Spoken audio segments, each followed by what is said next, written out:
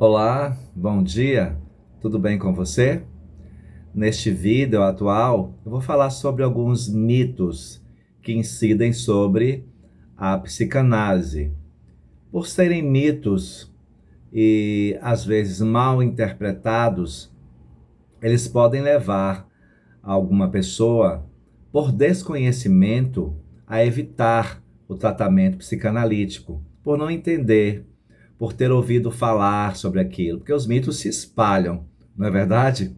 Se espalham e a gente acaba acreditando que é uma verdade, mas nem sempre é. Mas antes de falar sobre esses mitos, eu vou trazer um pouco a lembrança de vocês a questão da psicanálise, né? Qual é o objeto que incide a ciência psicanalítica? Como nós sabemos, no século XIX, Freud é quem vai apresentar ao mundo um aparelho que ele chamou de aparelho psíquico, que hoje chamamos de psiquismo. Já haviam outros aparelhos consolidados pela ciência, o aparelho respiratório, o aparelho circulatório, o aparelho urinário. Nosso corpo ele tem fisicamente diversos tipos de aparelho. E o Freud, naquela ousadia dele, vai apresentar um aparelho que não tem registro biológico, ou seja, ele não está situado dentro do nosso corpo. Ele é como se fosse algo holográfico, mas que está ligado a todo um mentalismo e faz parte do nosso cérebro, mas não do cérebro físico. Então, este aparelho, ele vai dividir em três partes, inicialmente. O consciente, o pré-consciente e o inconsciente, que é justamente o objeto da psicanálise. É nesta parte principal que nós, psicanalistas, buscamos trabalhar com os nossos pacientes. O consciente é aquela parte da atualidade. Através dele você sabe quem você é, você sabe o seu nome, onde você mora, você tem toda uma identificação do que você está sentindo, dos estados internos e externos também da sua vida. O pré-consciente é aquela parte que ficam algumas coisas ali que são esquecidas, digamos assim, pelo consciente, mas que você pode rememorar através de uma lembrança, de um esforço da sua mente. Por exemplo, a letra de uma música, e de repente você tem uma palavra daquela música que está na sua cabeça, mas você não lembra da letra toda. Mas daqui a pouco vem mais uma palavra, aí você acaba relembrando que aquela letra é de Djavan, ou de Chico Buarque, ou de Gal Costa, enfim. Por quê? Porque aquilo não foi totalmente esquecido, não saiu totalmente do seu consciente.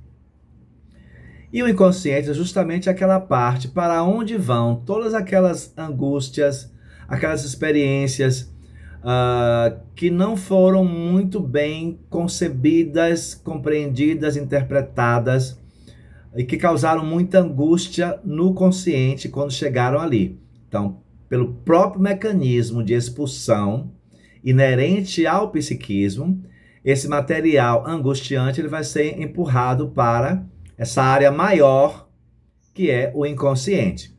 Quando eu falo maior, vocês podem lembrar daquela metáfora do iceberg, muito comum quando se fala dessas partes do aparelho psíquico.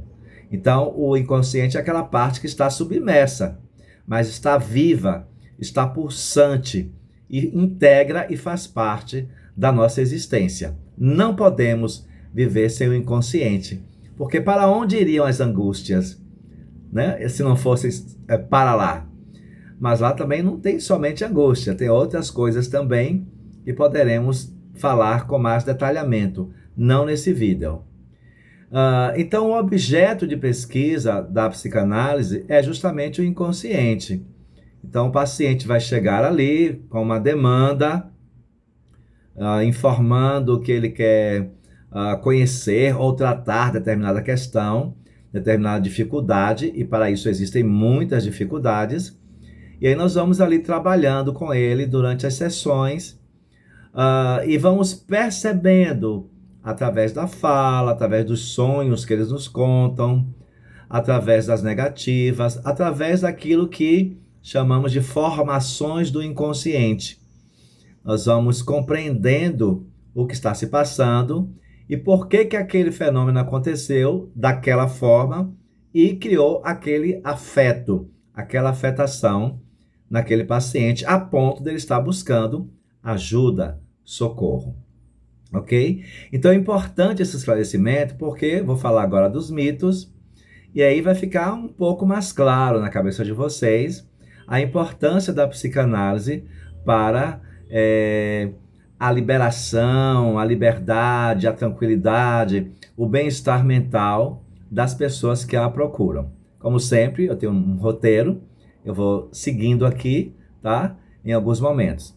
Então, são 5 questões que eu trago. A primeira delas é: para a psicanálise, todo mundo tem raiva da mãe ou teve raiva da mãe? Não necessariamente. Quando se fala de raiva da mãe, a gente está sempre lembrando do complexo de Édipo, que foi uma estruturação trazida por Freud para compreender ali a infância e como aquele menino ou menina vai se tornando mulher a partir daquela experiência, ou homem, a partir daquela experiência no contato com os seus pais, certo? A raiva, o ódio, a mágoa, ela faz parte das nossas emoções. Então, possa ser que você tenha tido raiva da sua mãe e possa ser que essa raiva tenha se transformado numa coisa patológica, a ponto de você ser levado um dia a buscar o tratamento terapêutico. Mas isso não é uma regra geral.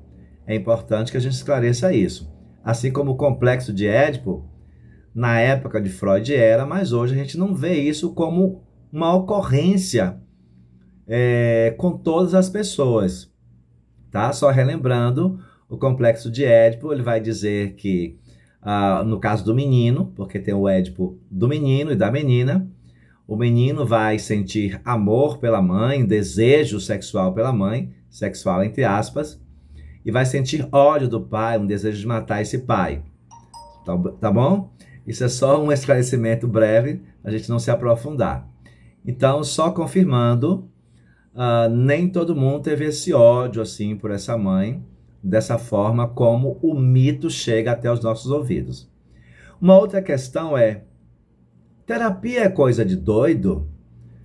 Isso é um mito muito forte. As pessoas acham que por estar tratando de uma questão que afetou o seu psiquismo, alguém é louco, alguém está maluco, alguém é doido, é coisa de maluco aquilo. Buscar essa solução, essa alternativa. Nós recebemos muitos pacientes que são conduzidos por psiquiatras e essas pessoas não são loucas.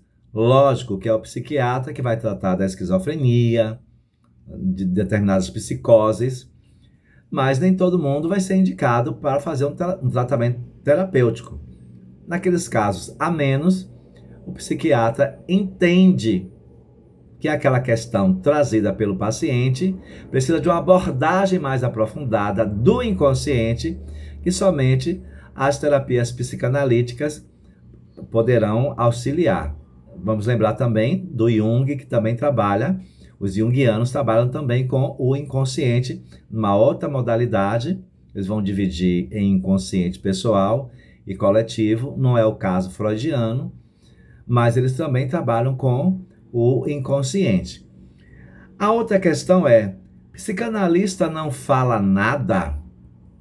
A psicanálise clássica, geralmente, ela traz em seu bojo esse silêncio do analista. O paciente fica ali o tempo todo falando, deitado no divã, e ele vai ouvindo e anotando e interferindo de vez em quando.